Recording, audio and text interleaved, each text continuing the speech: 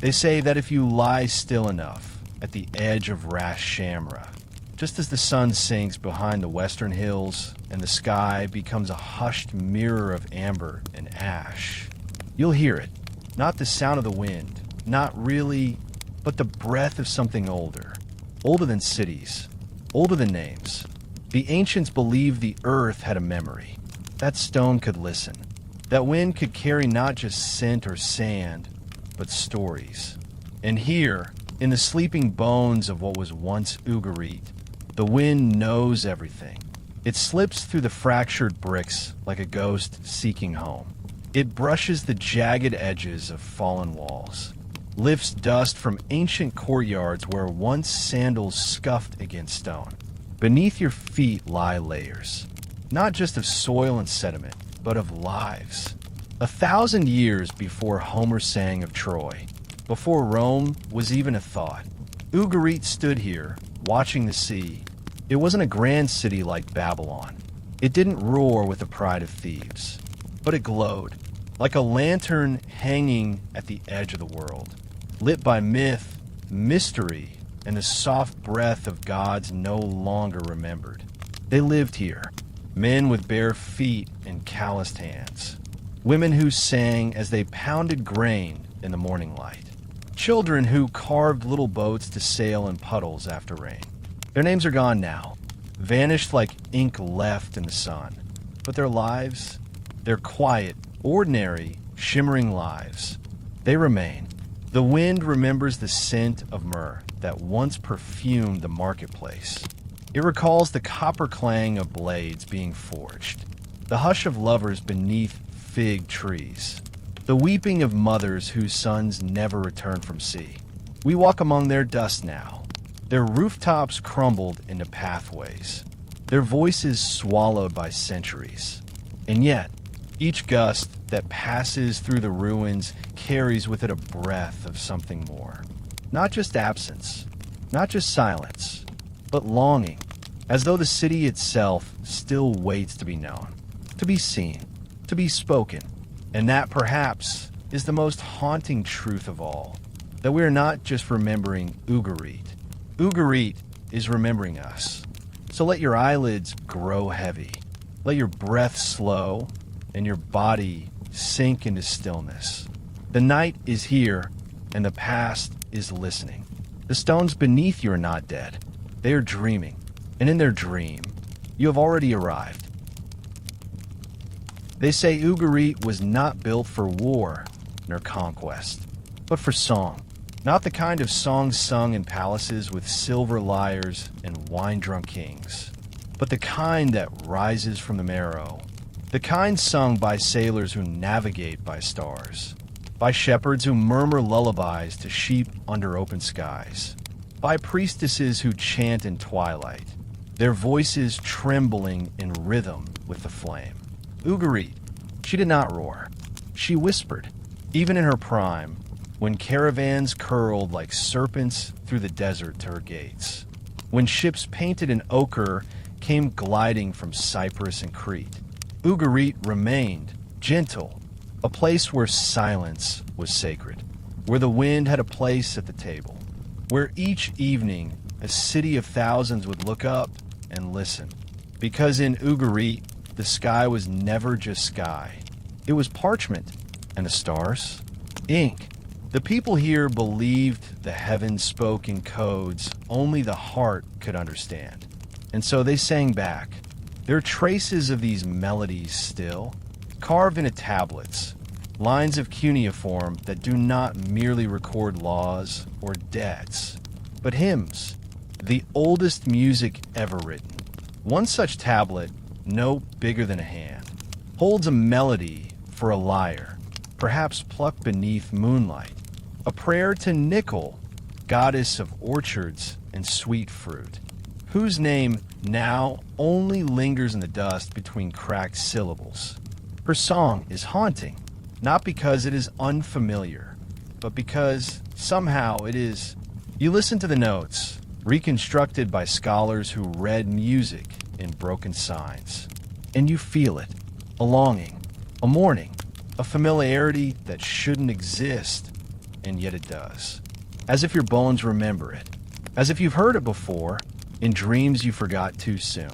They sang to their gods, yes, but also to the sea, to the olive trees, to the harvest moon, to the newborn child and the setting sun.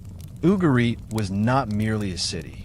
She was a choir, each stone a verse, each street a harmony, each breath part of a cosmic refrain that echoed beyond the mountains.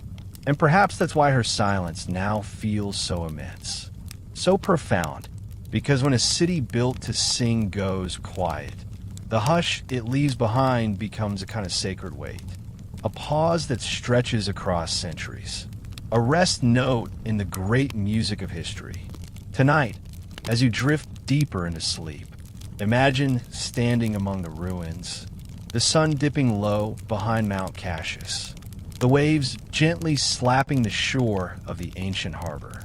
The city is gone, but you feel the vibration of her song, low and slow, like the beating of a heart long buried.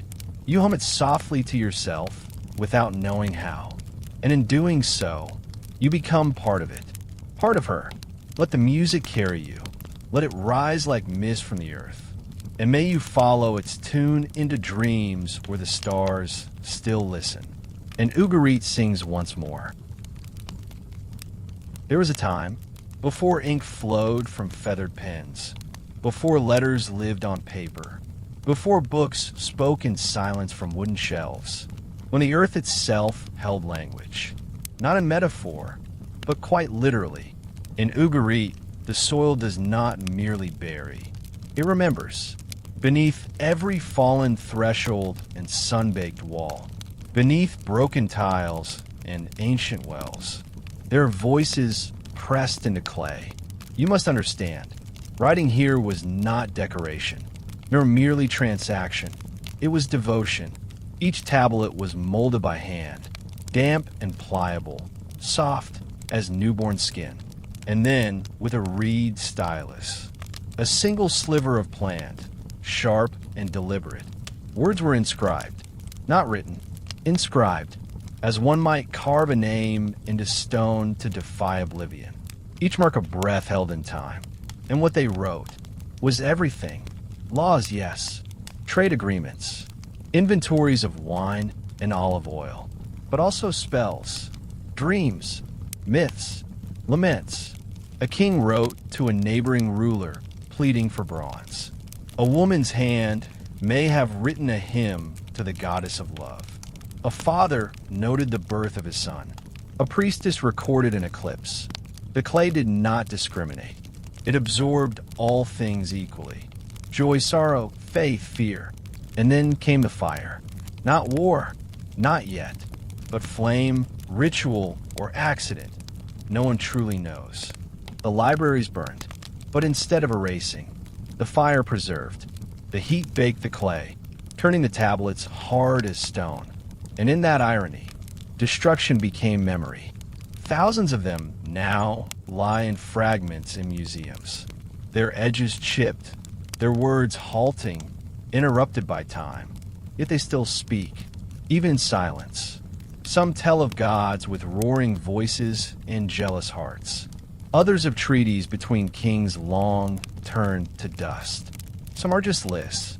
100 jars of honey, for bolts of linen, a single silver ring. But even in those lists, there is poetry, because in their simplicity, they remind us of the ordinary, that in Ugarit, as in our own lives, the sacred and the mundane were never far apart. They slept in the same bed, shared the same table, spoke the same tongue. And what is perhaps most miraculous of all is that their language, the Ugaritic alphabet, was among the very first true alphabets in human history. Not pictographs, not hieroglyphs, but sound, mapped into signs. 29 cuneiform characters, each one representing a consonant or vowel, each one a door. The same doors that would one day lead to Greek, to Latin, to the very letters you read now. So when you write your name, when you whisper a poem, when you leave a message scratched on paper, you are echoing them, echoing Ugarit. For theirs was a language born not just to record, but to endure. And in this way, the earth itself became a library, a body of clay filled with breath and story, a vessel of all that was once spoken aloud and now is held in quiet reverence. So sleep now, dear listener, with the weight of words beneath you. Let the whispers of clay surround your dreams. Let the ancient alphabet spell lullabies beneath your skin. And know that even as your eyes close, the earth still holds the language, still holds you. There was a time when the footsteps of kings echoed through these halls. Time has stolen the marble, the cedar, the gold, but the space remembers. It always does. Stand at the edge of the ancient palace of Ugarit, what remains of it, and close your eyes. You'll feel it. A hush so deep it wraps around your ribs. A stillness that does not belong to the present. Here, beneath the sun-bleached stones and collapsed archways, lay the fragments of power long exhaled. No names are spoken here anymore. The kings of Ugarit, once mighty, have been reduced to broken tablets, cracked seals, a handful of bones entombed without crown or fanfare. And yet, their presence lingers. They walked this palace barefoot in summer, shrouded in wool in winter, their robes swept over tiled floors now shattered. Their hands, calloused from sword or scroll, touched the same walls now crumbled into dust. They loved, they feared, they grew old. Some may have stood on the palace balcony, eyes scanning the horizon for sails returning from Byblos, or enemies lurking in shadow. Some may have wept in these chambers, not for glory, but for a child lost to fever, or a lover gone too soon. You see, power was never armor. Not here, not really. Ugarit's kings were not gods. They've been under the same weight as every soul before and since, the ache of impermanence. Still, their palace was a marvel, built not for grand display, but for balance, for harmony with the sea breeze and the angle of light. Walls thick enough to keep out the desert cold, but open enough to let in the breath of bile. God of storm and sky, in the inner sanctum, where the ceilings once rose high above painted columns. The scent of incense once danced with whispers of prayer. Offerings were made here, to the gods, yes, but perhaps also to time, to memory, to the fragile thread of dynasty. They knew how easily it snapped. That is perhaps why so much was carved into stone. They feared the wind might carry them away, and it did, because even stone weathers, even names vanish. Scholars will tell you the kings of Ugarit were named Nikmadu, Amistamru, Ibaranu, but none of those names are whispered on this wind. Only the echoes remain, heavy with absence, pregnant with the ghosts of command. Walk these ruins and you'll feel a presence, not of ego, but of yearning, a yearning to be remembered, to matter. Perhaps that is the final fate of all kings, to become silence, and hope someone listens deeply enough to hear them inside it. Because in this broken palace, underneath the dust and abandonment, the question remains, not of what they built, but of who they were when no one was watching, when the servants were asleep, when the torches were low, when the king sat alone, his crown set aside, staring at the night sky from the open courtyard, asking the same quiet question we all ask in the dark. Will any of this last? And now you lie here too, eyes closed, heart slowing, beneath the same stars they once named in prayer. Let the weight of forgotten thrones rest lightly on your chest. Let the breath of kings long dead pass through your dreams like smoke. Because even in ruin, the palace remains, not in brick, but in memory, in dust, in you. They say that in the beginning there were sounds. Not words, not yet.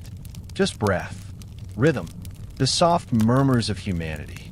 Grunts turned into meanings, cries into calls, silence into pause. But Ugarit gave those sounds shape, edges, order.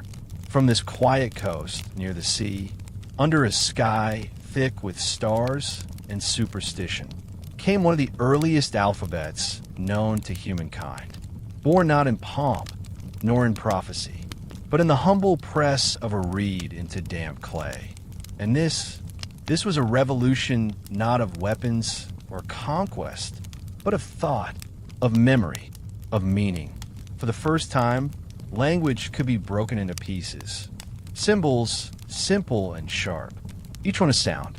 Each one a step into permanence. 29 signs. That was all. No grand carvings of beasts. No sprawling pictographs. Just marks. One for each whisper of the tongue. A child could learn them. A trader could copy them. A poet could bend them to beauty. And in doing so, they lifted the burden of memory from the fragile vaults of the mind and placed it onto the back of clay. Stubborn, enduring clay. So simple and yet so powerful that this quiet script, born in Ugarit, would echo into the very alphabets we use today. The A, B, C of our breath. They began, in part, with the U, G, A of Ugarit. But who invented it? We do not know. There is no name, no triumphal plaque, no statue raised to the architect of literacy. Perhaps it was a scribe, sitting in the cool shade of a courtyard, ink-stained fingers blackened with bitumen, dreaming of how to make the world easier to read. Perhaps it was a merchant, tired of memorizing every shipment and bargain, scratching out a new way to keep the chaos contained. Or perhaps, as some whisper, it was a woman, a temple singer, whose hands shaped prayer into script, so that her voice might linger longer than her breath. We cannot know, and that is the quiet ache of history, that its most beautiful creations often come from hands we never see, voices we never hear, but their legacy pulses beneath our every letter.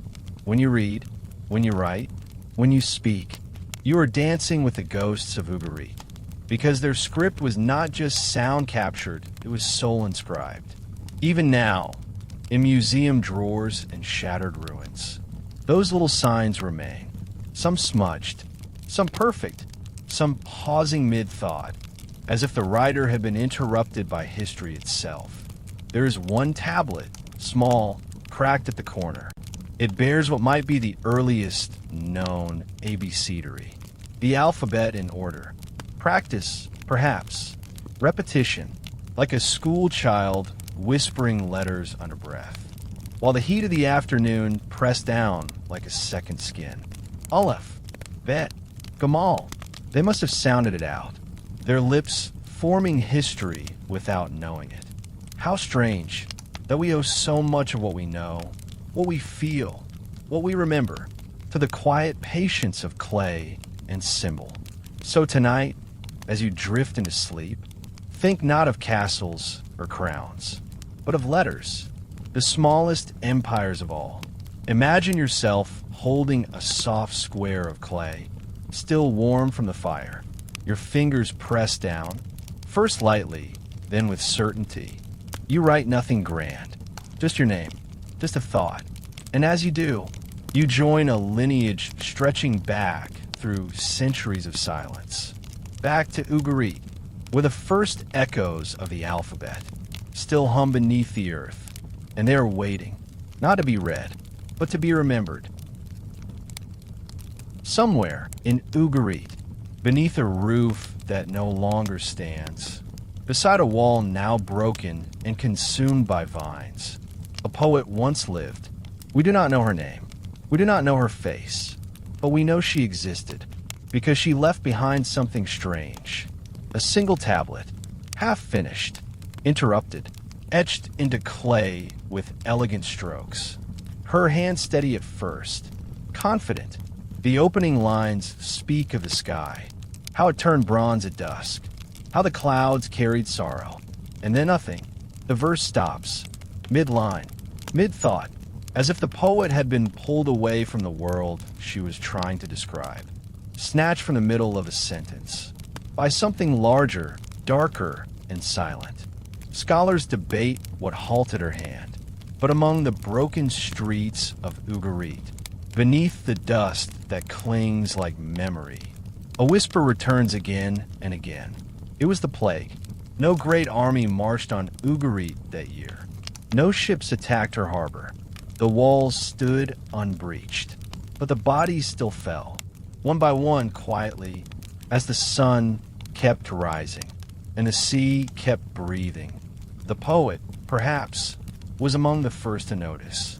She writes not of illness directly, but of stillness, birds falling silent, bread left uneaten, eyes that watched but no longer saw. Perhaps she tried to write it down, not to preserve the suffering, but to make sense of it, to give it meaning, to speak where silence had begun to devour. Because that is what poets do. They light candles in rooms already filling with smoke. But the smoke must have thickened quickly. There is no more writing after that. Only clay hardened by time, and the echo of a voice that tried to speak, as the world around her began to fail. We don't know how many died in Ugarit that year. There are no mass graves, no monuments, only an absence, a thinning in the record, a flicker in the voice of the city, and one broken poem. Plague leaves no fingerprints, only silence, only breath stolen too soon.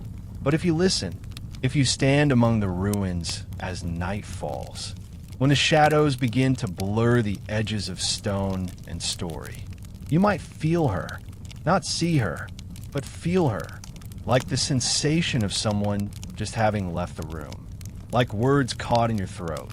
The poet is still here, not in form, but in fracture, in what was started and never finished. And perhaps that is what makes her voice so haunting, because she never got to complete her story, and so it waits, unfinished, hanging in the air like a question without a question mark. And it speaks to us more clearly than if she had ever completed it, because we, too, are always in the middle of things. In the middle of poems we'll never finish, of dreams we'll never write down, of goodbyes we never saw coming. So sleep now. Let the silence of her tablet rest beside your thoughts. Let her unspoken words curl around you like the edge of a blanket not fully pulled over the shoulders. And know that sometimes the most powerful stories are the ones that end too soon. They say the gods once walked with men, not far above us, not hidden in unreachable heavens, but here, in stone halls, in flickering torches, in the rhythm of harvest and rain. And of all the gods worshipped in Ugarit, one voice echoed louder, longer, more urgently than the rest. Baal, the storm god, the rider of clouds, the bringer of rain, the breaker of drought, the shouter of thunder across an endless sky. He was not distant. He was immediate. When lightning split the heavens, it was not random. It was Baal hurling judgment.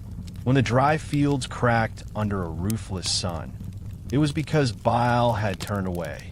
And when the rains fell, quenching the thirst of olives and barley, it was his breath returning.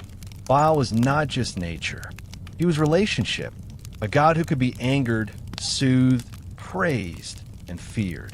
His temple once stood proud in Ugarit, centrally placed, strategically revered. You can still see its foundation, the ghost of its square shape outlined by low stones, as if the earth is still trying to remember where he stood. Worshippers came daily, bringing goats, figs, oil, grain, but also words, chants, songs, petitions. They would kneel before his altar, a slab of stone darkened by centuries of burnt offering. Priests in linen robes raised their hands to the sky, not merely to honor him, but to beg him. Baal was generous, but not predictable. His myth is written in tablets unearthed from palace archives. a story that still crackles with tension, as if the fire from which they were born still licks the edges. He wages war against Mot, the god of death. He descends into the underworld. The rains cease, the earth withers, and a world holds its breath. But then, in a crescendo of divine drama, Baal returns, victorious, alive, and with him, rain returns. Life returns is a story of balance, of resurrection, of cycles. And so the people of Ugarit align themselves with his rhythm. Their calendars, their ceremonies, their trust. Children were named in his honor. Fields were tilled in his hope. Curses and blessings alike bore his name. But now the temple is empty. The altar cold. No incense curls into the sky. No chants rise with the wind. Baal is silent. He, who once commanded storms with the flick of a divine hand, now slumbers beneath the very stones that once called him home. And yet, some say, when the clouds roll in off the sea, those thick, iron-colored clouds that turn daylight to ash, you can feel something shift in the ruins of Ugarit. The air grows tight. The hair on your arms rises. And you hear it, a rumble. Not thunder, not quite, but a memory of thunder. A memory so deep, so old, that it vibrates not in your ears, but in your bones. Perhaps Baal is not gone. Perhaps he never was. Gods, after all, are not like men. They do not require breath. They live in belief, in ritual, in the stories we pass from one sleeping generation to the next. And when we forget them, they do not die. They wait, in silence. Tonight, as you close your eyes, listen for the storm beyond your window, the low growl behind the wind, the pulse behind the rain.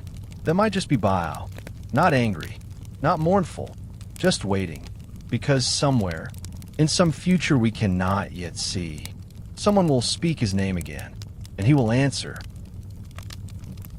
She was never named, not in clay, not in legend, not even in the half-crumbled temple records that slept for 3,000 years beneath the dust of Ugarit.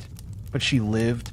We know this not from her words, for she left none behind, but from her grave, unmarked, shallow, and yet curiously adorned, buried not with gold nor weapons, but with fragments of delicate silver, a twisted bracelet darkened with age, 2 ivory pins, still fragrant after millennia, tucked beside her skull, and a tiny bronze bell, silent now, but once meant to sing.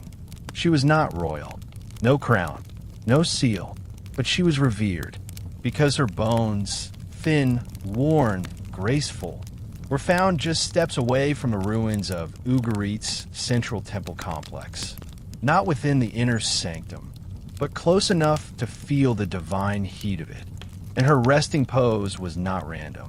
Her hands were placed over her heart, a position of stillness, of offering.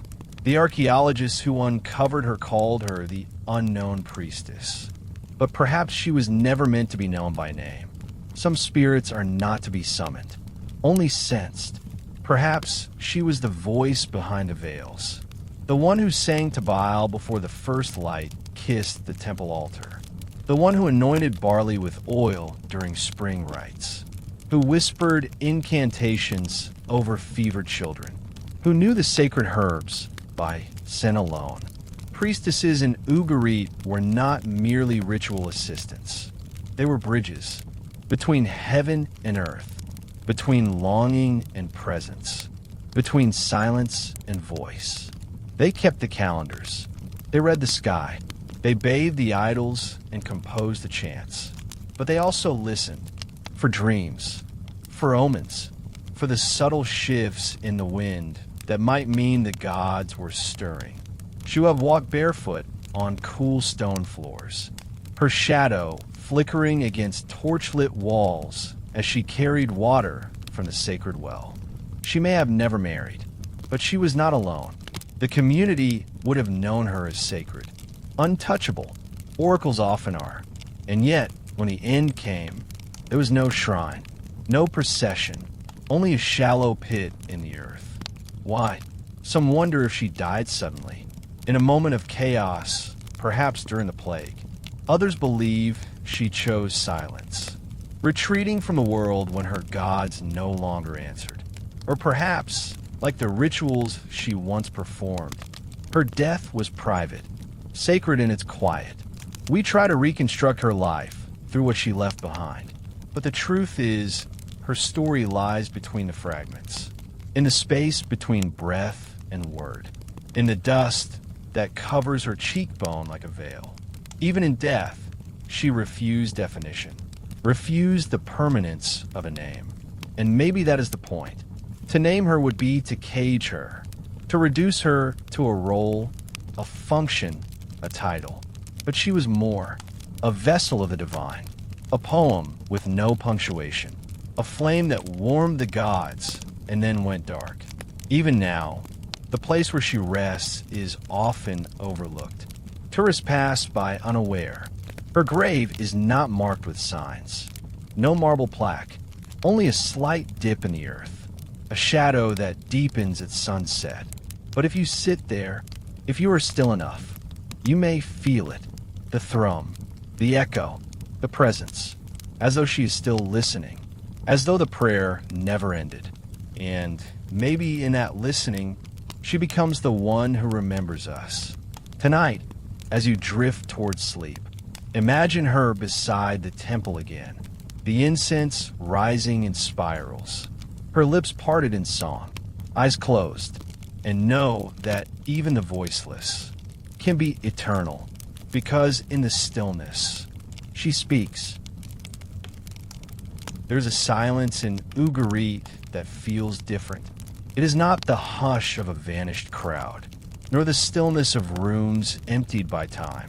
It is the silence of a library, burned, buried, and yet somehow still breathing. They called it the House of Tablets. Not a grand structure, not the vast marble halls of Alexandria or Nineveh. No columns adorned it, no vaults of gold, just a set of modest, windowless rooms, built low to the ground, cool and dark. But within those walls was everything, more than 2,000 clay tablets, stacked, sorted, coded, and shelved by hands now turned to dust. This was Ugarit's beating mind, its archive of breath and thought, a vessel not of stone or steel, but of memory fired into permanence. Here, kings documented their treaties, scribes copied the stars, priests recorded rituals for gods both feared and adored, merchants noted contracts, debts, and dowries, and poets in rare and sacred moments etched dreams into damp clay. It was not just a library, it was a soul, but like all things too precious, it burned. No one is certain when the fire came. Some say it was deliberate, a final act in the city's unraveling, as panic surged through alleyways, and hands, once calm, reached for flame. Others believe it was accident. A torch dropped, a lamp overturned, a careless moment that consumed centuries. But whatever its origin, the fire came, and as the walls collapsed and smoke poured upward into the Syrian night, something strange occurred. The fire did not destroy the tablets. It saved them. Clay, when heated just right, does not crumble. It hardens.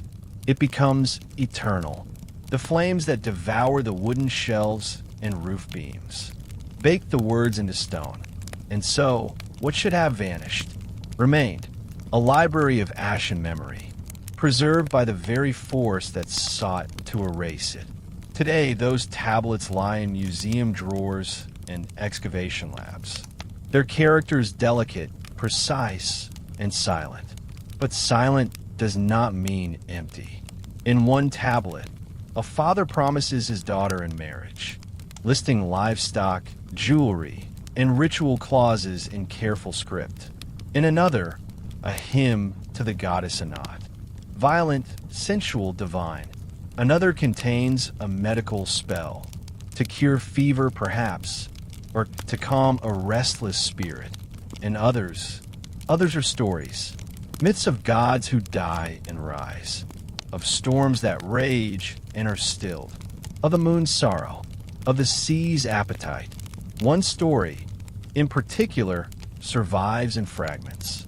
It tells of a divine musician who plays his harp on the edge of a dying world, hoping the sound will coax the earth back to life. We don't know how it ends. The tablet cracked in half.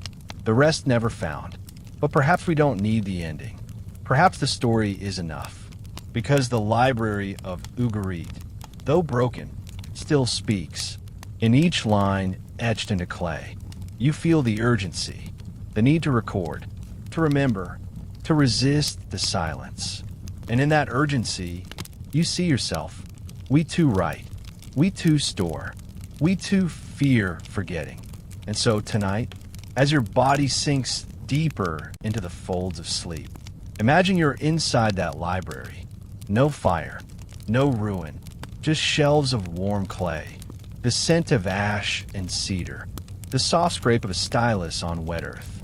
You reach out your hand, you touch a tablet, and for a moment, you understand it, not in language, but in feeling, in echo, because this is what the library of Ugarit left us. Not just information, but inheritance, a trace of the human desire to be known, to be remembered, to be heard, even after the fire. It is easy to think of ancient cities as built for land, for stone, for soil, for the weight of walls and towers. But Ugarit was not a city of conquest. She was a city of listening. And what she listened to, day after day, century after century, was the sea. From her vantage point on the eastern Mediterranean, just inland from the coast, but close enough to taste the salt in the air, Ugarit faced the horizon like a lover.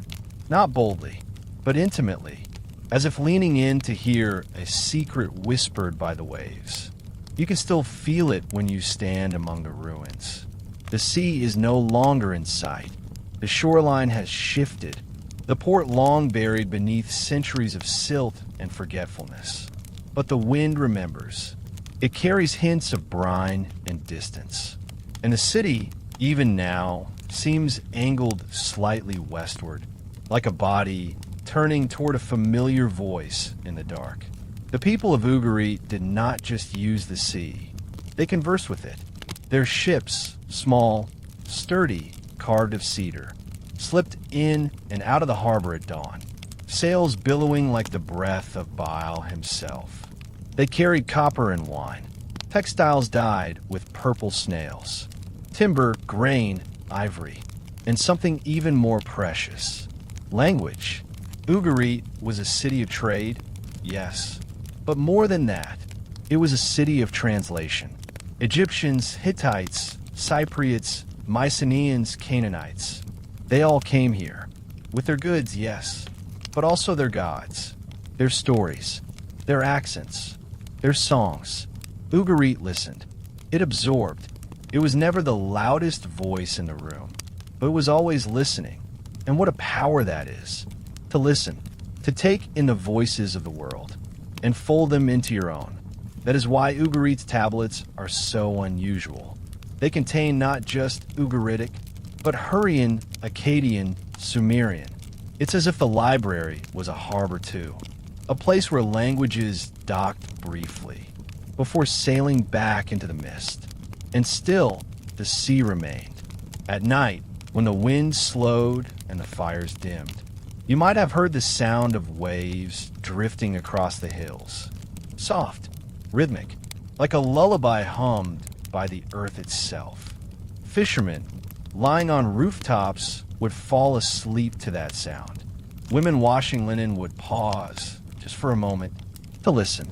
Not because the sea had changed, but because they had. Because the sound of the sea does something to us. It humbles. It soothes.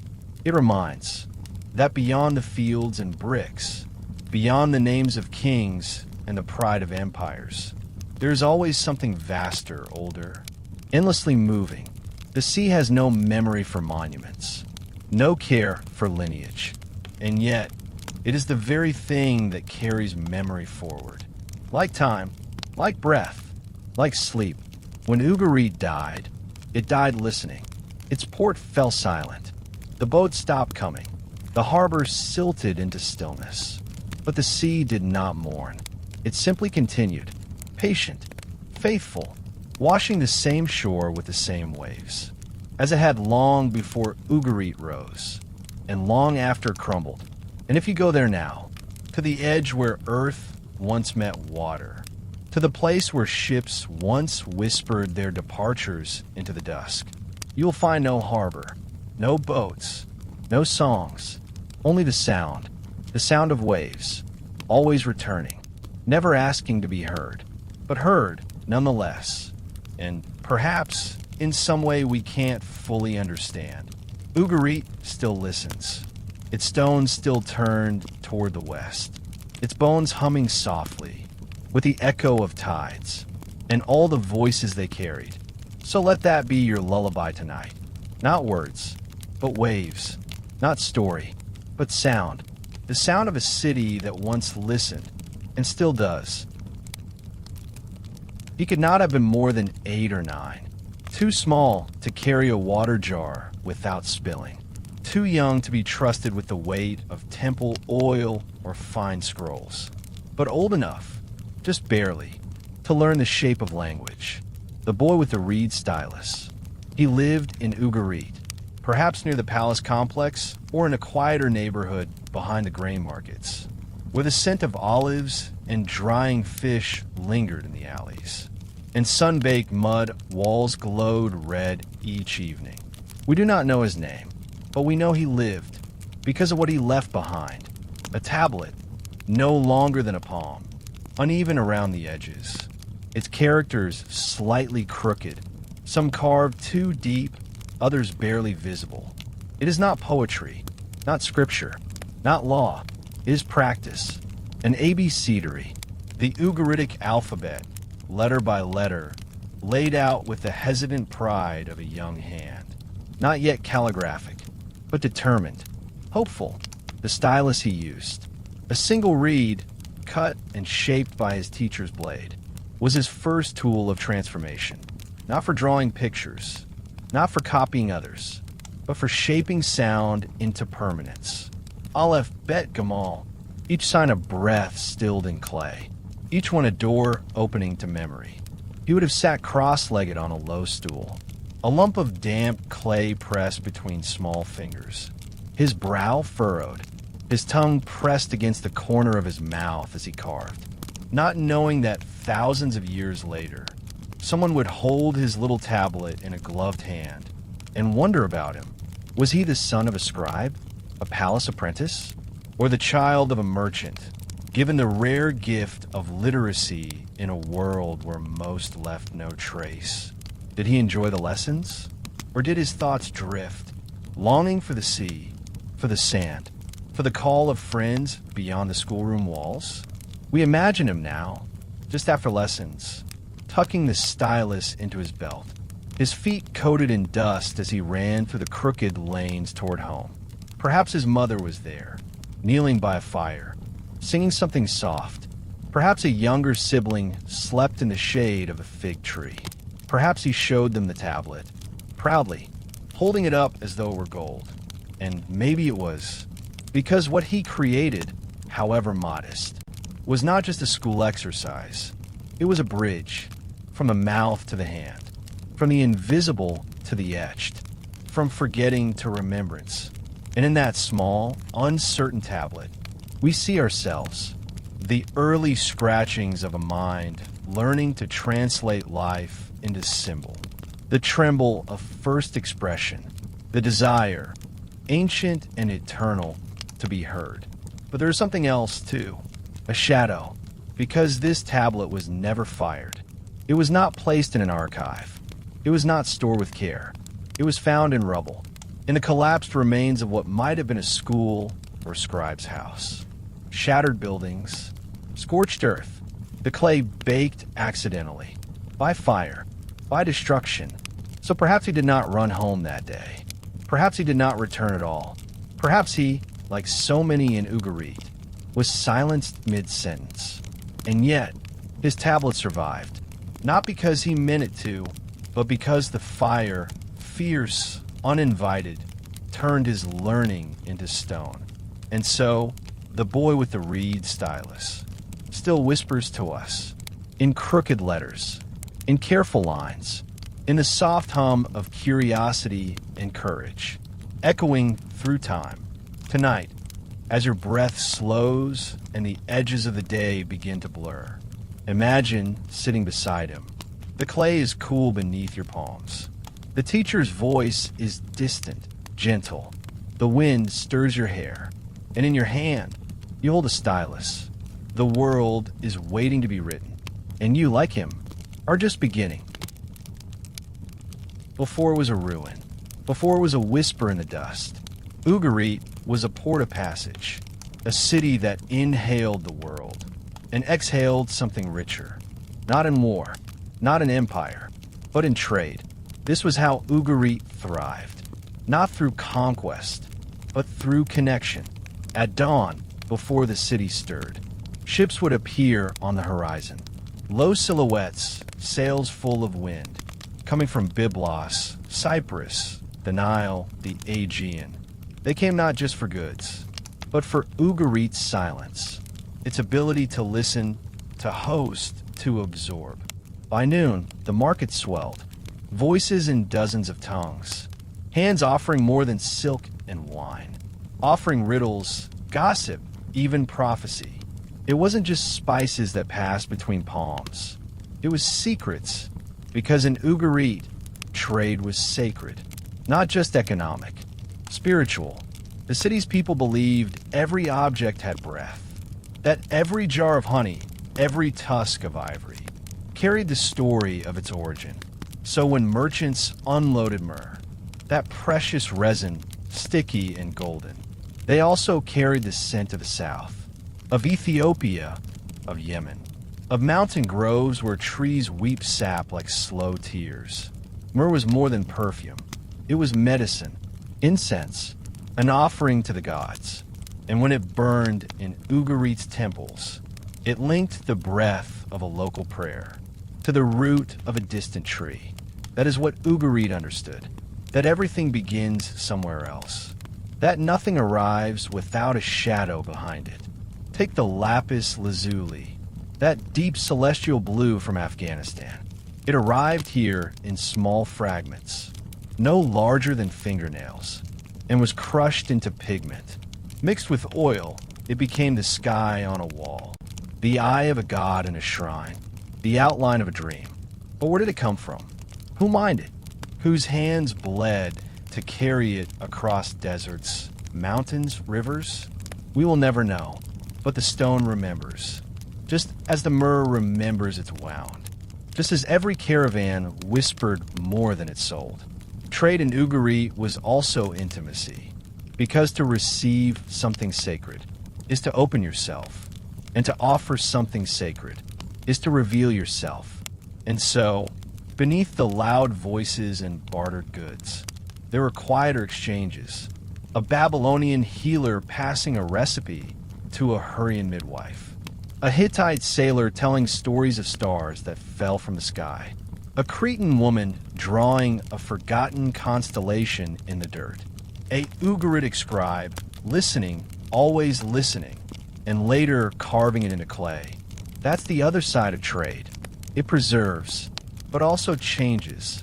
Ugarit became a city not of one culture, but of many souls, braided together like a rope, tugging across continents. Even their gods became hybrids. Baal with Anat, El with Dagon, new names folded into old prayers, old myths translated into new forms. And so the city flourished, not by keeping itself pure, but by allowing itself to be shaped, by trust, by exchange, by the long, trembling thread that runs from voice to voice across water. But then, the thread broke. We don't know how. Perhaps a war disrupted the routes. Perhaps drought withered the land. Perhaps fear, some deep collective dread, tightened fists and sealed mouths. And just like that, the ship stopped coming. The harbor emptied. The markets hushed. And Ugarit's silence grew heavy. The myrrh stopped burning. The stories stopped arriving. And the secrets were buried. But you tonight, as you close your eyes, can still smell it. A faint trace of sweetness in the dark. A curl of incense from a forgotten grove.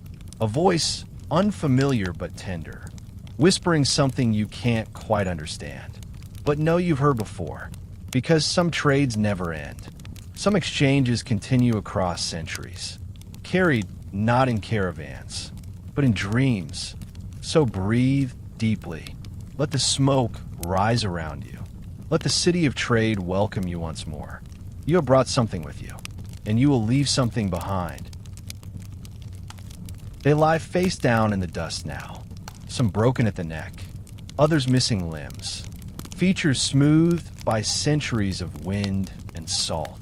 Statues of gods, once revered, now ruined, scattered across the forgotten courtyards of Ugarit. These were not ornaments, not decoration. They were presents, witness, intermediaries between man and mystery. And yet, now they sleep in pieces. It is a strange thing to stand among them.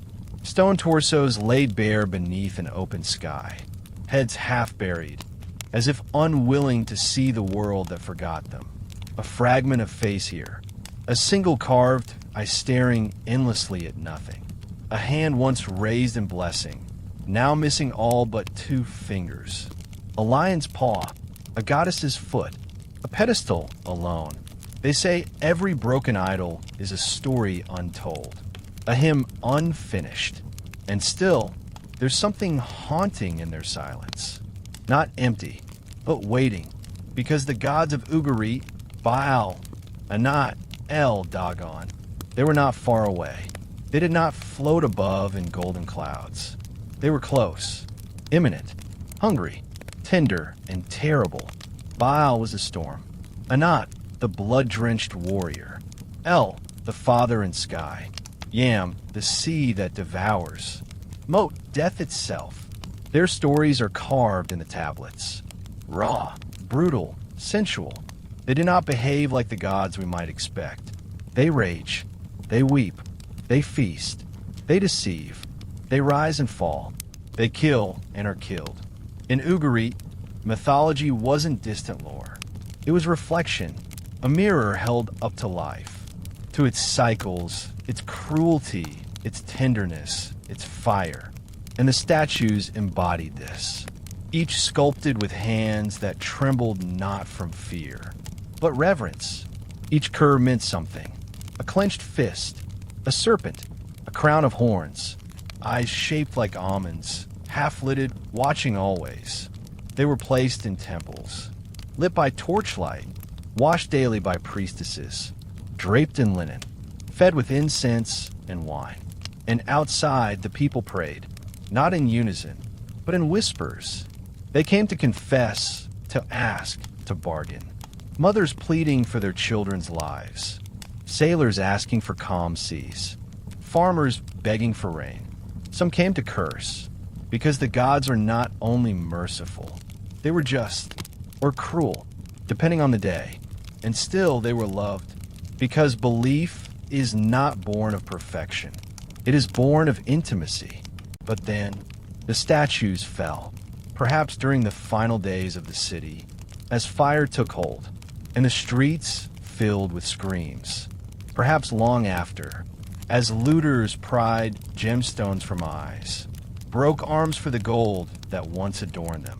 Or maybe the wind, over centuries, simply wore them down, one by one. The gods of Ugarit were dismantled, and yet they remain, not in glory, but in gesture, the angle of shoulder, the twist of a stone ankle, the way a robe still seems to move, though carved in unmoving rock.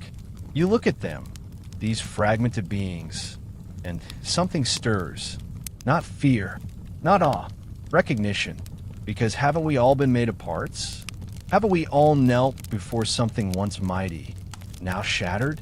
The gods in fragmented stone speak to us not as rulers, but as mirrors. They remind us that everything, even the sacred, can be broken and still endure. Tonight, as sleep draws near, imagine standing in the temple again. Before the statue, before the offering bowl, your voice trembles with a question, a hope, a fear too large for words.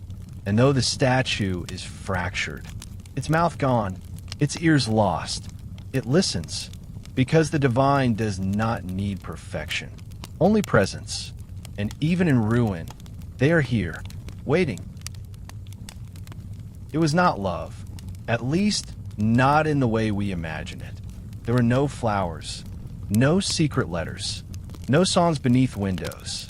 But there was a tablet, small, brittle, brown by time, a marriage contract, found near the outskirts of Ugarit, buried beneath the collapsed beam of a once domestic home. This thin piece of clay preserved the entire union of two people, now long forgotten. Their names are difficult to decipher. The edges are worn. One name may begin with Yari, the other with Tappy, but the rest is heartbreakingly clear. I, Yari, son of El Hazer, give to Tappy, daughter of Marnad, 4 jars of honey, 6 goats, and 1 bracelet of silver, in exchange for her hand in marriage.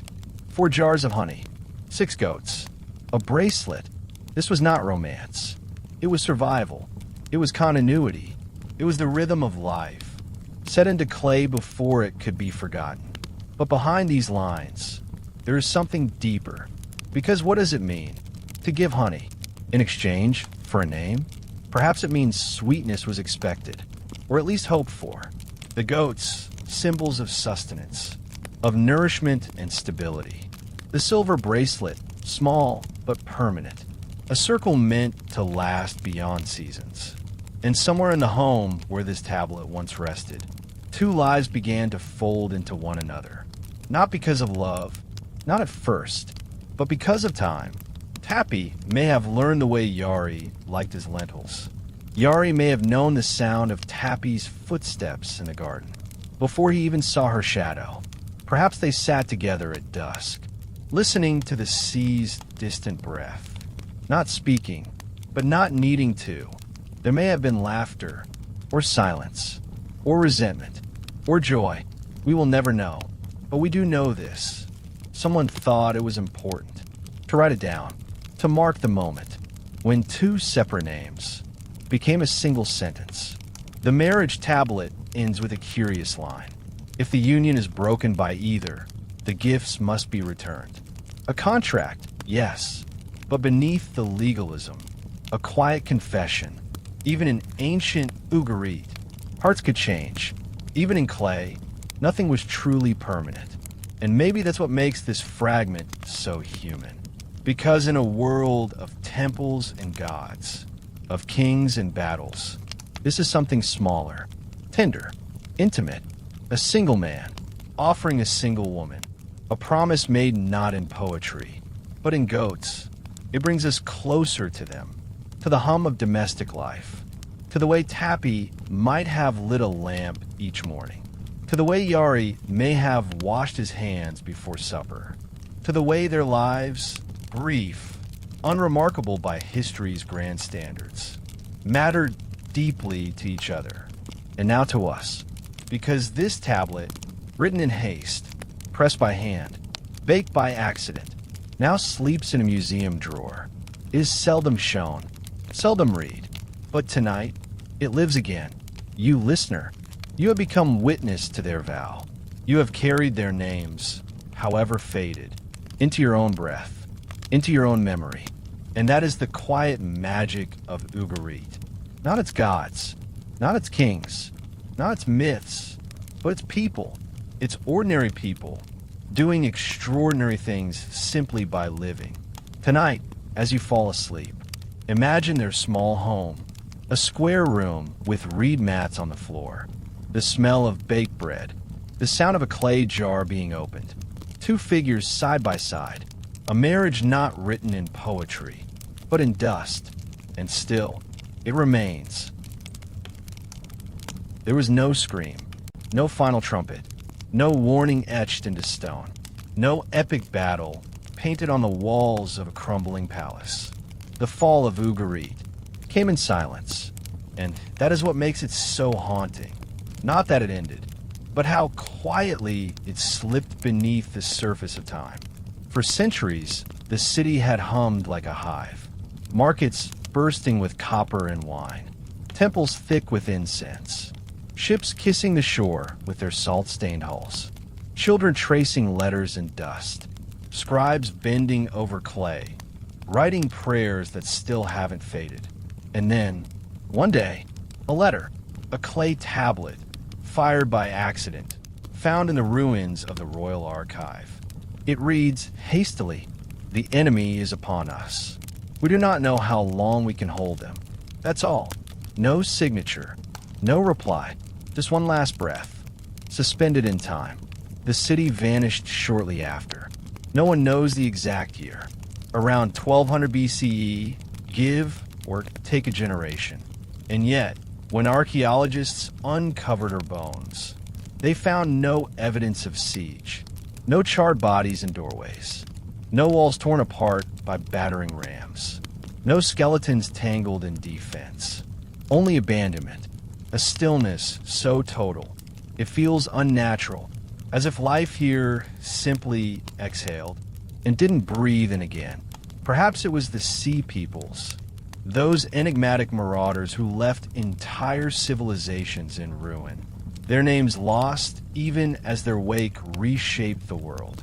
Perhaps it was economic collapse, a long, slow unraveling, a famine no one recorded, or maybe it was something more intimate, a withering from within. Too many failed harvests, too many treaties broken, too much silence from the gods. There is evidence the population had already begun to shift. Trade routes changing, the harbor falling quiet, streets less traveled, doors closed longer. A lull, a breath before the end. And then nothing. No grand funerals, no migration, just dust reclaiming what had once been written in stone. The most unsettling part? They didn't see it coming. There are no omens carved into the last tablets. No final prayers begging for mercy. Only routine, marriage contracts, shipments, offerings. As if everything would continue. As it always had. As if permanence was promised. But permanence is a myth. And Ugarit, like all things human, was only ever borrowing time. So tonight, let us pause with her, at that final breath. Not the moment of collapse, but the moment before. When the city still lit its lamps, still roasted barley, still kissed its children goodnight, under stars that seemed eternal. When a mother tucked her daughter in, not knowing it would be the last night. When a young scribe wrote out a trade contract, never imagining the ink would dry forever. When they still believed there would be a tomorrow. And maybe that's the lesson buried beneath Ugarit's silence. That most endings do not announce themselves. They arrive gently, disguised as routine. They slip into our lives, on the back of a warm evening breeze, in the lull between seasons, in the pause between breaths. And we continue on, unaware that history has already begun to fold in on itself. So sleep now, in the stillness of that moment, not with fear, but with reverence. Because even in collapse, there is beauty. Even in silence, there is memory. And in the quiet that follows all things, Ugarit remains, not screaming, but whispering.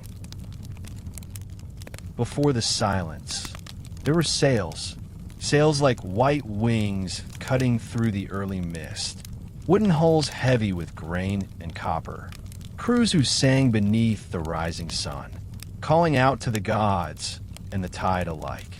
Ugarit was a city of open doors. But more than that, it was a city of departures. Its harbor, though modest by modern eyes, was once alive with motion.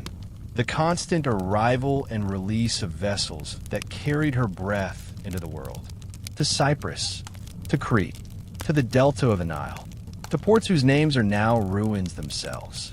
And with each ship that sailed, a piece of Ugarit left with it, timber carved from local forests, myrrh drawn from distant groves, scribes' tablets documenting weights, names, routes, debts, letters addressed to kings, to merchants, to kin who had settled in foreign lands, and woven between the goods and scrolls, stories, rumors, jokes told by tired sailors, dreams carried across waves. The sea was not only trade, it was communion, a mirror of fate, a giver and taker of life. There was always risk, storms that could erupt from nothing, reefs hidden just below the surface, pirates, warships, illness, fire. But the people of Ugarit understood this. It was a pact they made freely, to cast their hopes across the water and trust they would return. Most of the time they did. But then there came a season, maybe a single year, maybe many, when the ships stopped returning. No one knows exactly when it began. There are no clay tablets saying, "Today, the sea betrayed us." There are no poems lamenting absent sails. But the record's thin. The trade logs stutter. The names of foreign partners fade into blank space. And somewhere in the city, a woman waits. She stands on the threshold each morning, eyes fixed to the horizon. She has memorized the shape of her husband's ship. A curved prow with a carved eagle, a sail mended 3 times by her own hands. She waits for it. She watches the sky for omens, counts the days since his departure, recalls the smell of his skin as if it were a prayer. But the ship does not come back, and she is not the only one. A merchant paces the market stall he built with his brother, their profits dwindling as promised cargo fails to arrive. An elderly man holds onto a contract he wrote for a son who journeyed west. His signature still clear, his eyes now fading. A priest offers sacrifices for safe return, but the altars grow cold, and slowly dread seeps into the stone, not in panic, but in unease. It is the quiet kind of terror, the kind that comes from waiting too long, from knowing, deep in the ribs, that something has broken, beyond repair. Some say the sea peoples came then, faceless, unstoppable, their own homelands drowned by fire and famine, waves of desperation sweeping across the coasts. Not enemies exactly, but omens, harbingers of the world unraveling. Others believe it was simply collapse, 1,000 threads pulled too tight for too long, finally snapping in silence. But in Ugarit, the first sign was absence. The sea had always given, and then it stopped.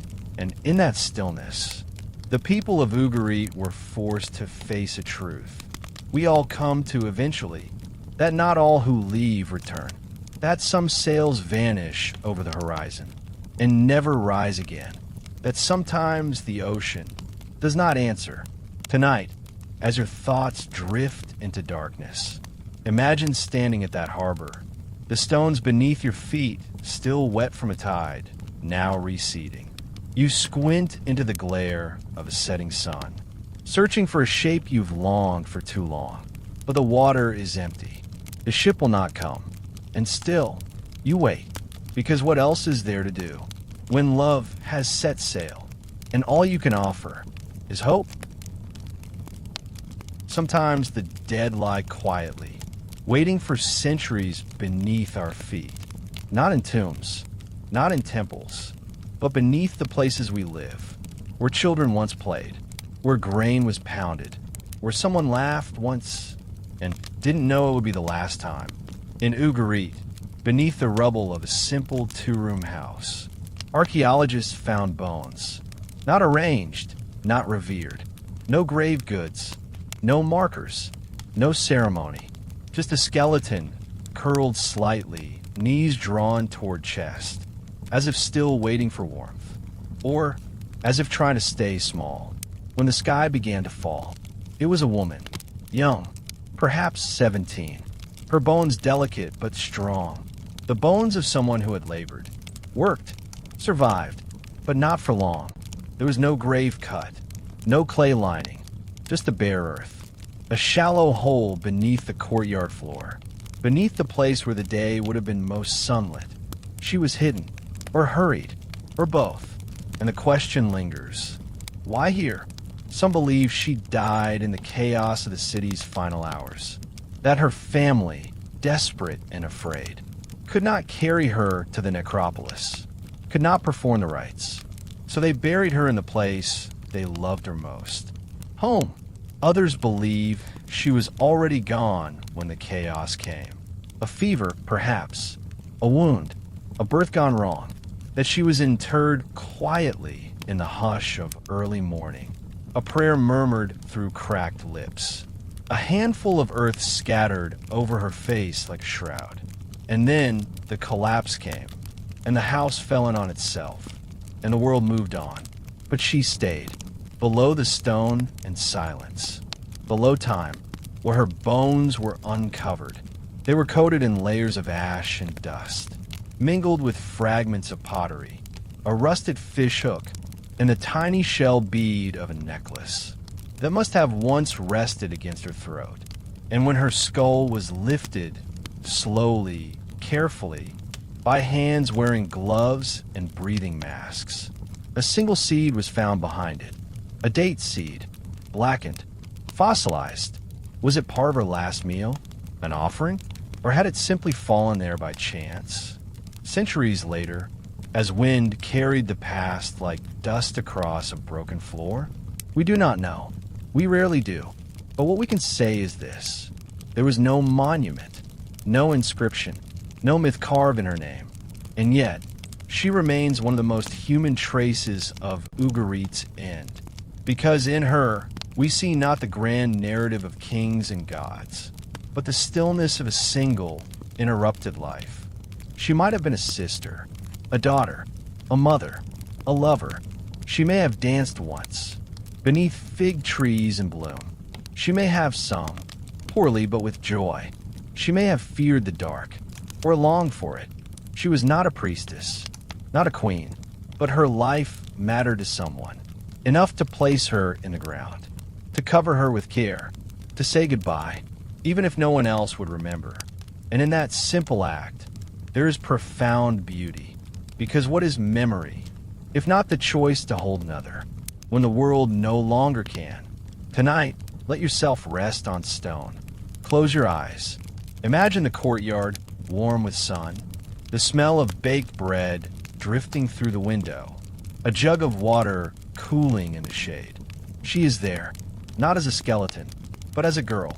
She reaches for the jug. She hums a tune. She is alive. Let her live again, for just a moment, in your breath, in your sleep, in the story we now tell together.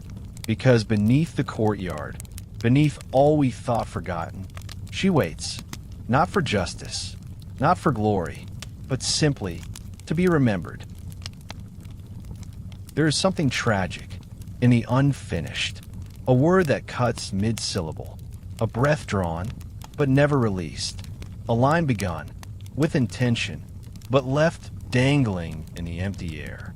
That is how they found it, a tablet among many, stacked in the royal archive, baked not by design, but by the fire that consumed the walls above.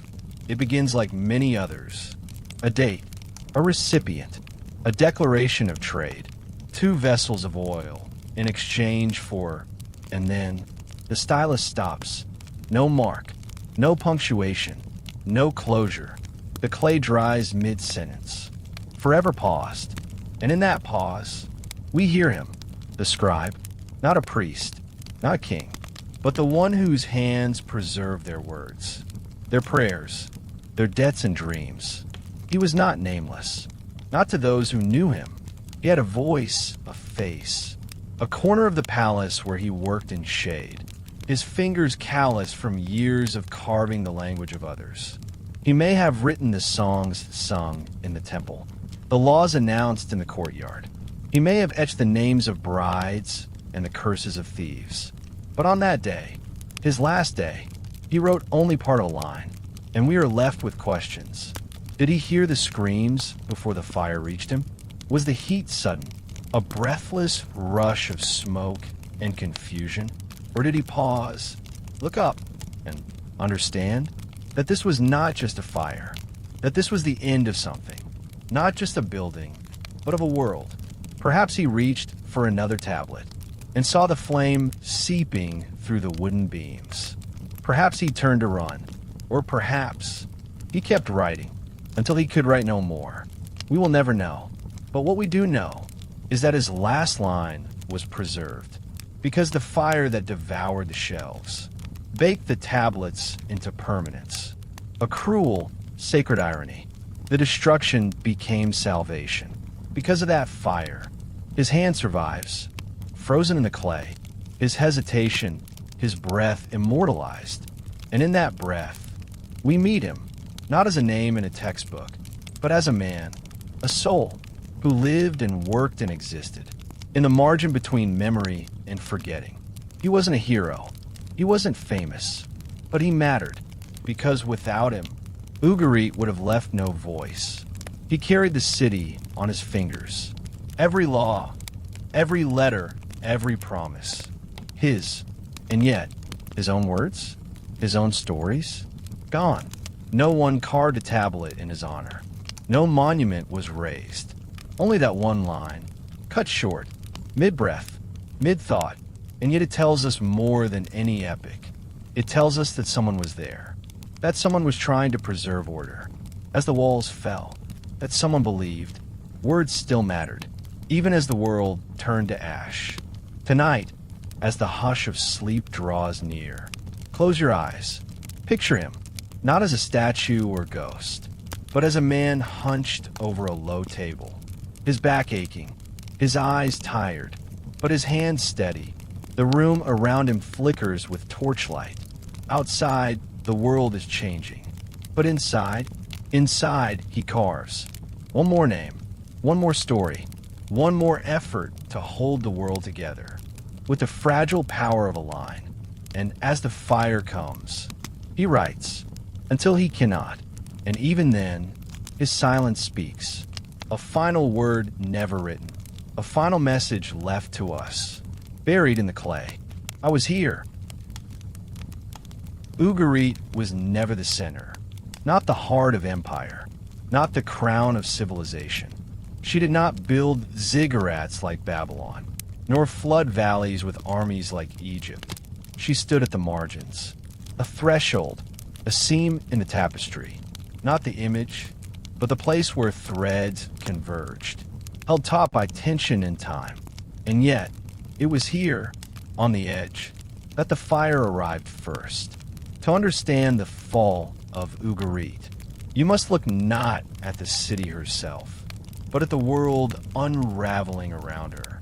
The late Bronze Age, that golden net of kingdoms and trade, ritual and writing, gods and diplomacy, was tearing apart, one thread at a time. To the north, the Hittites began to fracture, their kings replaced not by heirs, but by dust. To the west, Mycenaean palaces burned, not by the will of gods, but by men with torches and nothing left to lose. To the south, Egypt was faltering, its borders flooded with refugees, its prayers growing desperate, its pharaohs no longer certain of the sunrise. And to the east, rumblings, the rising of powers yet unnamed, a hunger growing in the dark. Ugarit was caught between all of it, not a victim, not a player, a witness, a city on the skin of the world, trying to hold her breath. As the skin began to blister, the sea peoples, whoever they were, came not just with fire, but with hunger, with loss, with grief turned to violence. They had been displaced perhaps by famine, perhaps by climate, perhaps by the collapse of the very trade that once sustained them. They were not invaders, not in the old sense. They were survivors, crashing like waves against cities too tired to defend themselves. And Ugarit, small, cultured, trusting, was open. Her trade routes, once veins of prosperity, now became arteries of exposure. Her sea, once a friend, became a corridor of strangers. There was no great battle recorded, no heroic defense, only signs that the city tried to respond. An increase in letters to allies, an order for more bronze weapons, a request, never answered, for help from Alashia, modern-day Cyprus. And then, a blank. The letters stop, the tablets cease, the fire begins, and Ugarit, once luminous in the dim corners of the world, goes dark. But the fall of Ugarit was not just the fall of a city. It was the fall of an idea, that civilization could exist in balance, that diplomacy, faith, and trade could tether the world together. Because Ugarit was not built for war. She was built for connection. She was a harbor in the storm, a scribe in the chorus, a listening place. And when the storm came, no one listened back. The empire's edge could no longer hold. And so the ash came. It drifted down not like punishment, but like snowfall, quiet, relentless, indifferent. Homes burned, tablets blackened and hardened. Statues cracked along the jaw. Rooms collapsed inward, as if the buildings themselves had turned to weep. And beneath that ash, not kings, not warriors, but ordinary things. A child's toy, a spilled pot of lentils, a comb, a half-finished song etched into clay, a woman's footprint, preserved for a moment, then buried forever. This is how cities end, not in trumpet blasts or epics, but in interruption. A gesture halted, a breath unreturned, and the ash, faithful and slow, covered it all. Tonight, imagine the city at twilight. The sun casts its final gold across red stone, sails the horizon, smoke curls from hearths. There is laughter, unaware of its own fragility. There is love, there is bread, there is music, and just beyond the hills, the sky begins to darken, not with stars, but with fire. The edge of the world is shifting, and Ugarit, luminous and small, begins to vanish, not with rage, not with fury, but with quiet surrender. She does not scream. She exhales, and the ash listens. It rains in Ugarit, even now, thousands of years after the city crumbled, after the scripts went silent, after the last fire cooled into ash. The rain still comes, no longer greeted with song, no longer gathered into cisterns, no longer measured by anxious sighs, watching the skies for the god Baal to answer. But it comes, and when it does, the stones awaken. For a brief hour, maybe two, they darken, as though drawing breath. Walls that lay bone dry for months suddenly glisten. Cracks widen, then narrow, as water seeks its way through what once held families, what once echoed with footsteps and song. Rain on dead stones is not sorrow, it is memory made liquid, because when water touches what was once alive, it stirs the ghosts sleeping in the cracks. The city, even in ruin, remembers the rain. It remembers the rhythms, the hunger in dry months, the relief in the first drops after drought. It remembers the prayers, offered at altars, chanted at sunrise, the way women would scatter barley in the fields. Like offerings to the sky, the rain would come, not always, but often enough. And when it did, Ugarit bloomed. Her fields turned green, her wells filled. Children played in the red clay, their laughter mixing with the drip of water from rooftops. And the temples sang, not with music, but with the scent of wet earth and myrrh, burning in gratitude. But that was long ago. Now, the rain falls without witness, without ritual, without song. It slips between the bones of collapsed walls, trickles through doorways no longer used, pools in the center of what was once the marketplace. Where voices once bartered, laughed, argued, forgave. Somewhere beneath the mud, a broken amulet shifts ever so slightly. A shard of pottery, once painted with cobalt blue, gleams faintly before being buried again.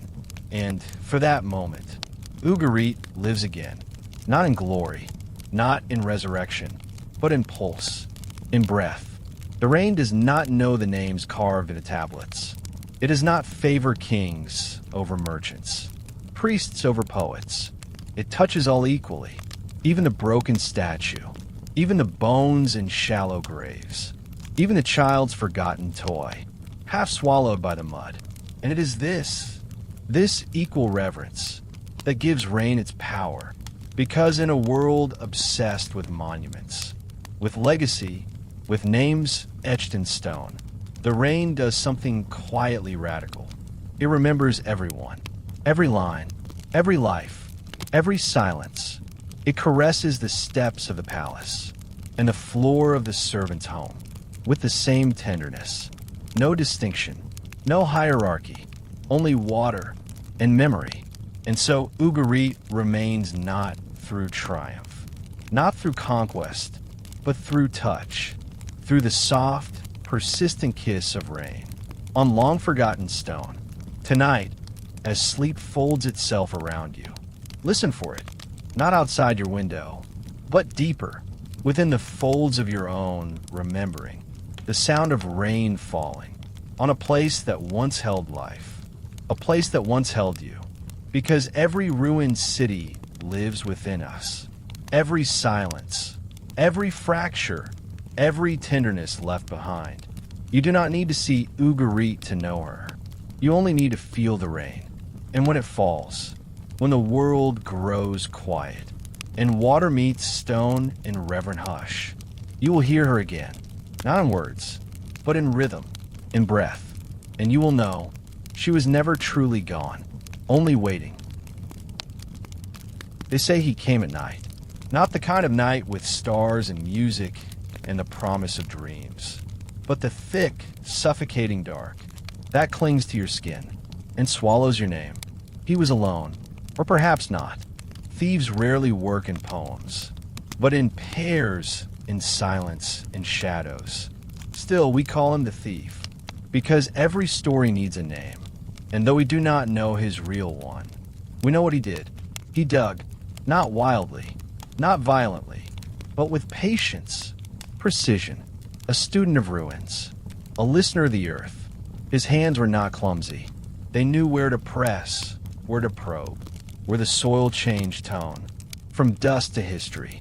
He had studied the maps passed between darker hands, maps not drawn on paper, but whispered in cellars, scrawled on napkins, traded for coin in cities that will never know Ugarit by name.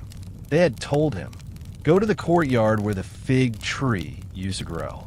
Dig just west of the broken cistern. You'll find the library. And so, under the indifferent moon, he lowered himself into the belly of the earth. The city above him slept, its bones cold, its stories quiet. But below, the past trembled, waiting. He found them easily. The tablets, stacked, layered, some broken, some whole, still inscribed with thoughts so old they had forgotten how to be read. He held them to the light, his torch flickering. The letters shimmered faintly, like veins on the skin of gods. He did not know what they said, but he knew they were worth something, worth enough to risk the curse, the weight of desecration, the burden of waking a city that had chosen, long ago, to sleep. He took what he could carry, wrapped in cloth, tied in oilskin, his breath held with each creak of leather or scrape of heel on stone. He left behind a half-open pit, a wound in the earth, a whisper turned into theft. The tablets he stole. Some now sleep behind glass, in museums far from the soil that shaped them. Others have vanished into private collections, never studied, never translated, never named, lost again, buried in darkness a second time, but now not beneath earth, but behind greed. What is stolen from silence? is not just object, but meaning. You cannot steal the heartbeat of a city and expect it not to echo. And so in Ugarit, there's a weight now, a subtle, invisible grief. Not for kings, not for war, but for memory undone. Because these tablets were not treasure. They were thought, emotion, a mother's lullaby, a merchant's worry, a hymn sung for the first rainfall of spring. Now, stripped from the soil, they have no breath to complete them, no hands to read them back into life. The thief took more than clay. He took context. He took ritual. He took the pause between sentences. That makes a story sacred. And yet, can we blame him? What desperation drives a man to trespass on the dead? What hunger? What loneliness? Perhaps he was not cruel, only hollow, only needing something to hold. But Ugarit was not meant to be held. She was meant to be listened to, slowly, carefully, with reverence, not cracked open with shovels, not reduced to price. Tonight, let us return what cannot be returned. Let us close our eyes and place those tablets back beneath the ground. Let us wrap them in prayer, in silence, in breath. Let us imagine the thief stops digging, that he rests his hands on the lip of the earth and feels it, the pulse, not gold, not value, but meaning. And he weeps, not out of guilt, but recognition, that he is part of the ruin now, that the city has entered him and will never leave. You too, dear listener, have entered the city, and it has entered you. Let the dust settle, let the silence return, and may what was stolen find its way home in your dreams. There was once music in Ugarit, not the kind played for kings, not the kind that fills amphitheaters or rises in celebration, but the music of prayer, the music of offering, the music of surrender. It lived in temples, in small, dark chambers where sunlight never reached, and where voices rose not to be heard by man, but by gods. The temple hymns of Ugarit, they were carved into clay in a language no longer spoken, yet one that once moved hearts and opened heavens. Some were short, just a few lines, a melodic plea for rain, for health, for safe passage across storm-lit seas. Others were longer, chanted slowly by priestesses in linen robes, their bare feet brushing the cool stone floor, their voices trembling slightly from hunger or awe. Many of these hymns were dedicated to deities now forgotten. Nickel, goddess of orchards and fruit, to whom one of the oldest known musical compositions was sung. Her name, soft and rounded, is preserved in a tablet so fragile.